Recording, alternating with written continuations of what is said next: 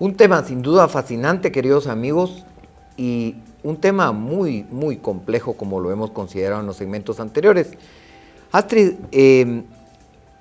dentro de toda esta perspectiva, dentro de todo este análisis que tan acertadamente has hecho al respecto del proceso depresivo en niños y en adolescentes, ¿qué te gustaría a ti resaltar como herramientas, como consejos de utilidad práctica para todos los padres que nos ven y para muchos adolescentes que indudablemente pues pueden estarse identificando de alguna forma desde leve hasta intensa o muy clara con alguna de la sintomatología de lo que hemos estado platicando?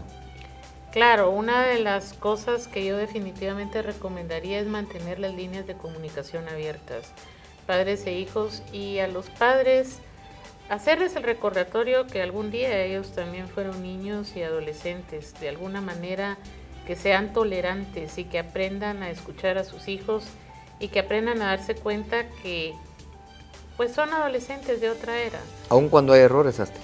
Aun cuando hay errores. Pero yo pienso que los adolescentes, los niños, todos nosotros hemos aprendido a caminar cayéndonos, ¿sí? Y si no nos hubiéramos caído, nunca hubiéramos podido hacerlo. Y yo creo que las caídas continúan hasta en la edad adulta, todos lo seguimos haciendo. Entonces los padres tienen que tener una capacidad de comprensión y de empatía hacia sus hijos y mantener de veras esa comunicación.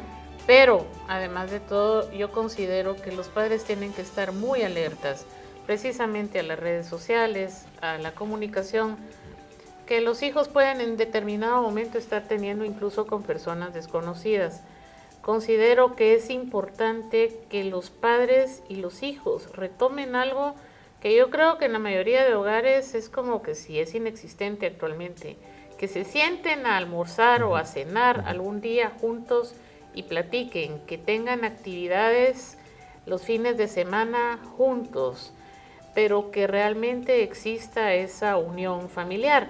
Luego, por supuesto, recomendarles a todos aquellos padres que consideran que tienen un temperamento irascible y que se salen rápido de control, aquellos padres que tienen problemas con abuso de sustancias, aquellos padres y madres que alguna vez se han violentado entre sí, dándoles a sus hijos un mal ejemplo, que recapaciten y que pidan ayuda para poder ayudar a sus hijos, porque el niño que está viviendo en un clima de violencia no solamente está aprendiendo violencia, pero también está creciendo atemorizado y con una serie de inseguridades muy grandes que definitivamente lo van a lastimar. Bueno, en aquellos casos en los que hay una infidelidad reconocida pero aceptada, ¿verdad, Astrid? En la que pues se vive una falsa apariencia de armonía en el hogar.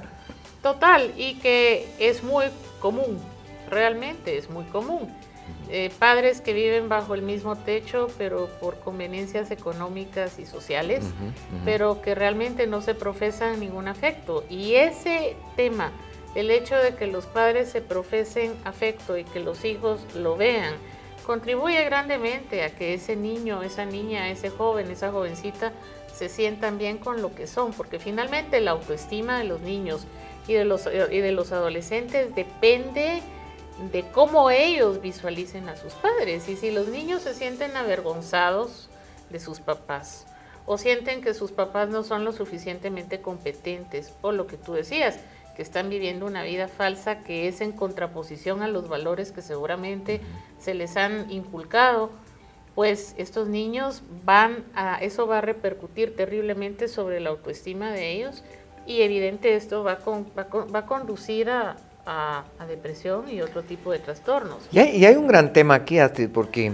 a mí me gustaría mucho que platicáramos al respecto de la sintomatología, de esa somatización que definitivamente en los jovencitos, en los adolescentes es muy distinto a las de las señoritas, ¿verdad? Que muchas veces están escondidos detrás de tantos dolores premenstruales, transmenstruales, y que pasan muchas veces desapercibidos y se vuelven temas así de como que dice, ay, no, déjala, si ya le toca, ¿verdad? Y eso es normal que ella se queje tanto.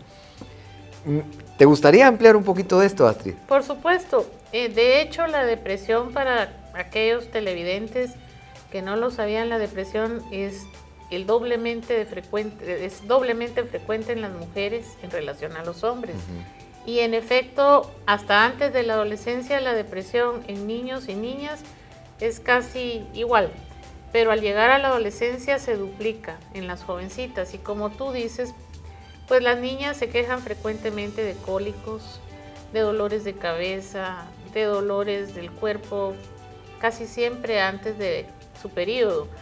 Pero lo que la inmensa mayoría de las personas ignoran es que estas niñas que tienen una serie de molestias con la menstruación, que hoy en día se conoce como trastorno disfórico premenstrual, es porque en realidad tienen un desequilibrio en ciertos neurotransmisores. Antes se pensaba que era un desequilibrio hormonal. Hoy en día se sabe que estas niñas vienen de familias con depresión y que ellas en muchas ocasiones están sufriendo de depresión y que están exteriorizando ese dolor, esa depresión a través del dolor. Es interesante incluso que algunas de estas muchachas han sido víctimas, muchas han sido víctimas de abuso sexual. Claro. Entonces, en las niñas que han sido víctimas de abuso sexual, exteriorizan el dolor de ser mujer, porque para ellas el ser mujer ha sido algo sumamente doloroso. Un castigo. Un castigo, Un castigo. ¿sí? Un castigo y una vergüenza y un montón de cosas más. Y entonces casi siempre van a tener problemas relacionados con el aparato reproductor. La inmensa mayoría de las madres, como tú dices, que son las que casi siempre se enteran, le dice, bueno, mija, tómese este ibuprofeno, esta aspirina y recuéstese un ratito y se le va a pasar.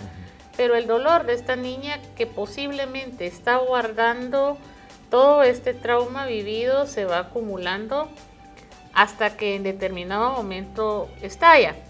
Y es aquí donde corremos el riesgo de suicidio, en especial en una jovencita adolescente, que si bien puede ser un riesgo que no menor, porque tal vez no sea con la finalidad realmente de quitarse la vida, sino que de llamar la atención de papá y mamá, en muchas otras sí puede tener un efecto letal. Sí, y aquí fíjate, Astrid, que creo que nos resultará interesantísimo hacer una ampliación de este punto, porque muchas jovencitas también, en el afán de escapar de ese proceso depresivo, caen en trastornos de promiscuidad y se vuelven, bajo el intento de ser populares, caen en esta trampa.